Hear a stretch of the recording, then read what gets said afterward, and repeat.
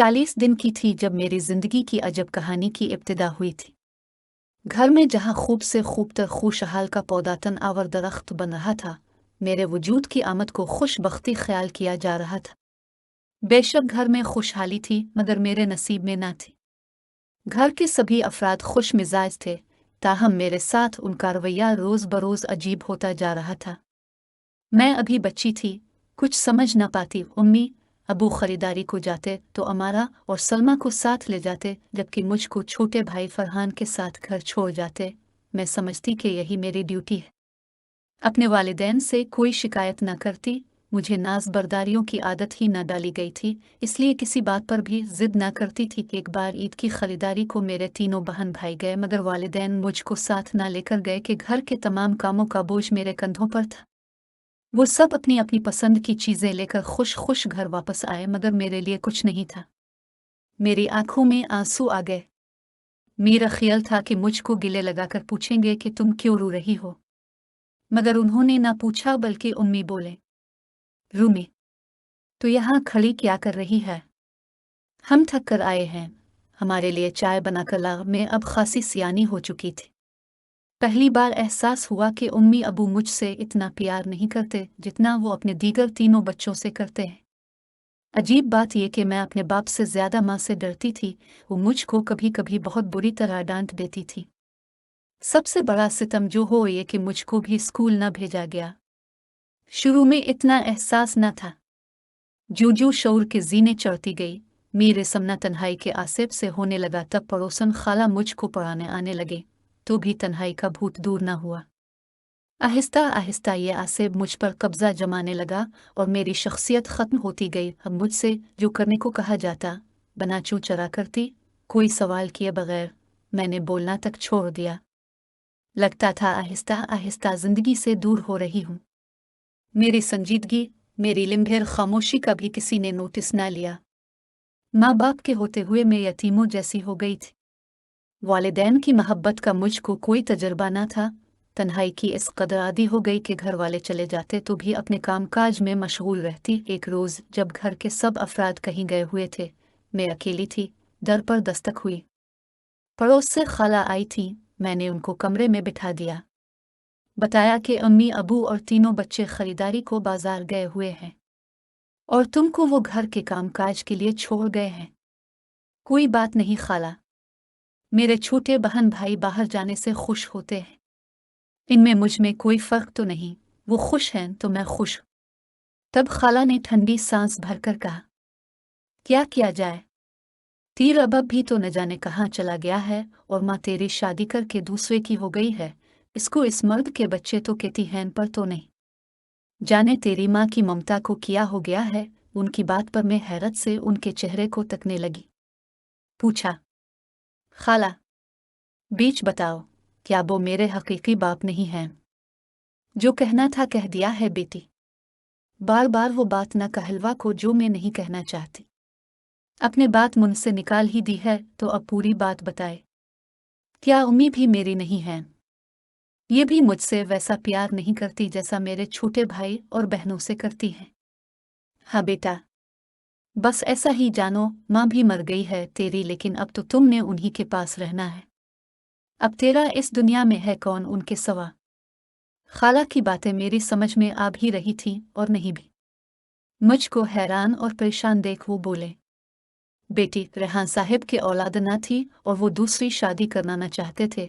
इस वजह से तुझको अपने मुजारे से ले लिया था।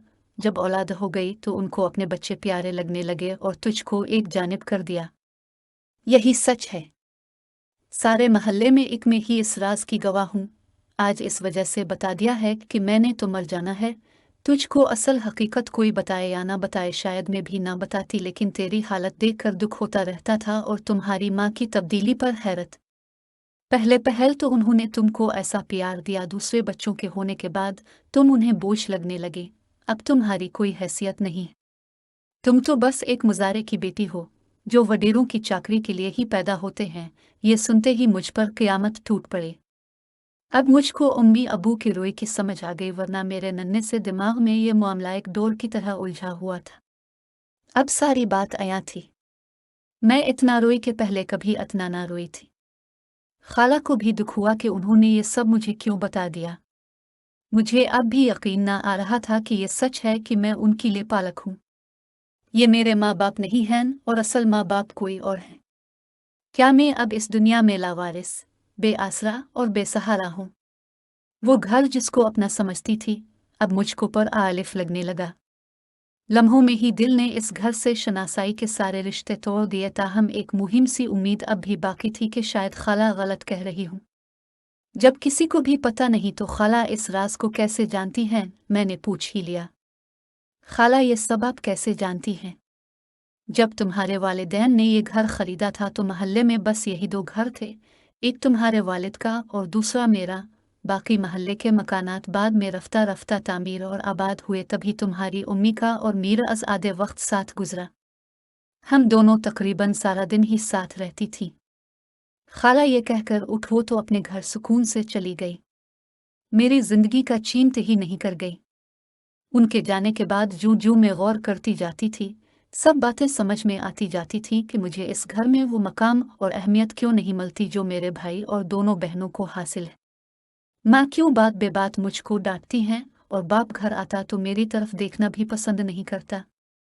अब हर वक्त यही बात मेरे जहन में गर्दिश करती कि मेरे माँ बाप कौन हैं। अब इस घर और घर वालों से मुझे कोई दिलचस्पी ना रही। मैं बिल्कुल खामोश रहने लगी। जो वो कहते कर देती। इन दिनों मेरी बेबसी देखने के लायक थी। सोचती काश खाला ये सब मुझको ना बताते। इंसान इस वक्त तक सुकून में रहता है जब तक वो बाखबर नहीं होता। आगही बेचैनी को जन्म देती है। चुनांचे मेरी आगही भी मेरे लिए अजाब बन गई। मैं हर वक्त एक अनजानी सी आग में जलती रहती थी। मेरा असबर शायद मीरो एतमाद था जो मैं अपने माँ बाप पर करती थी। एतमाद टूटा तो सब्र की दौलत भी मिट्टी में मिल गई। दिल का प्याला अब हर वक्त इन सोहे से लबरेज रहता था कि जरा सी जुम्बिश से छलक जाता था और आंखें इस पानी को अपने अंदर रुक नहीं सकती थी। उनकी संग दिल्ली बढ़ती रही, लेकिन अब मुझको उनसे कोई गला नहीं था क्योंकि मैं उनकी कुछ नहीं लगती थी। पहले तो मैं उनकी बेरुखी, डांट और नाइंसाफियां इसलिए बर्दाश्त कर लेती थी कि समझती वो मेरे वालिदैन हैं जो चाहे मेरे साथ कर सकते हैं, ये उनका हक है और फर्माबरदारी मेरा फ़र्ज़ है। लेकिन खाला ने हकीकत बताकर मुझको खाली हाथ कर दिया। क्या जुल्म सहना और कुछ न कहना मेरी तकदीर है? आखिर कब तक? अब यही सवाल हर वक्त मुझको परेशान करने लगा। एक मुहिब्बत ही तो वो ताकत है जिसके बिल बोते पर दूसरों के हुकूक आप अपने हाथ में ले सकते हैं। जब इनको मुझसे मोहब्बत न थी तो डांटने डेटने और हुक्म चलाने का भी हक नहीं था। मैंने घर छोड़ने का फैसला कर लिया। एक रोज़ उम्मी, सलम और फरहान के साथ किसी के घर सालगिरह में गई हुई थी, जबकि अमारा घर पर थी।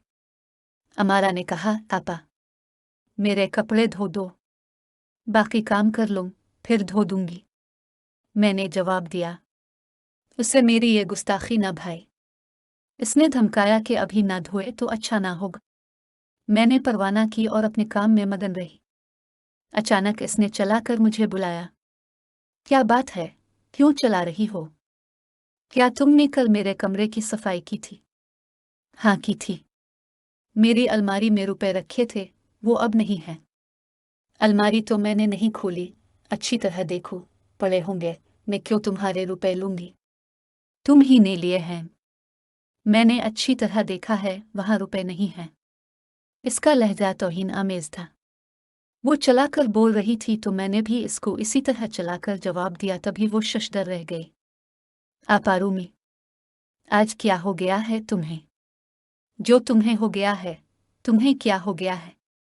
मैं तो रोज ही ऐसे बोलती हूँ, तो मैं भी रोज अब तुम्हारे साथ वैसा ही बोलूंगी जैसा तुम बोलोगी। मैंने कहा, बात को गिमाओ मत, मेरे रुपए वापस कर, दूर ना उम्मी से मार पड़वाओगी। यूं हमारी ये लड़ाई शिद्दत पकड़ गई। उसने गुलदान उठाकर मुझ पर फेंका जो मेरी टांग पर लगा, तो मैंने पास पर वजनी ताला उठाकर उसको दे मारा। वो इसके माथे पर लगा और खून बहने लगा। खून बहुतत के मैं डर गई। वो तो बिस्तर पर गिर गई। मुझे लगा कि बेहोश हो गई है। मैंने पुकारा, उसने कोई जवाब ना दिया। खून बदस्तूर बह रहा था। मुझे अपना अंजाम बुरा नजर आने लगा। मैं दरवाजे की तरफ भागी और घर से निकलकर सरपट दौड़ने लगी। मुझे मालूम न था किस समत भाग रही हूँ। मेरी अब कोई मंजिल न थी। इस वक्त मेरी उम्र 15 साल थी। इस उम्र में भागती हुई मैं बहुत अजीब लग रही थी। लोग हैरत से मुझको सड़क पर भागता हुआ देख रहे थे, लेकिन किसी ने रोक कर ये ना पूछा कि मैं क्यों भाग रही हूँ। काफी दूर तक भागते भागते जाने में किस जगह पहुंच गई थी। शाम हो रही थी और खौफ अभी तक मुझ पर सवार था। सच है, खौफ इंसान से ऐसे ऐसे काम करवा देता है जिनको सर अंजाम देने के लिए आम हालात में तो हिम्मत साथ नहीं देती।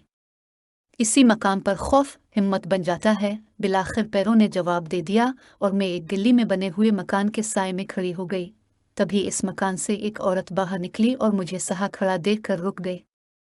करीब आकर बोली, लड़की, यहाँ ऐसे क्यों खड़ी हो?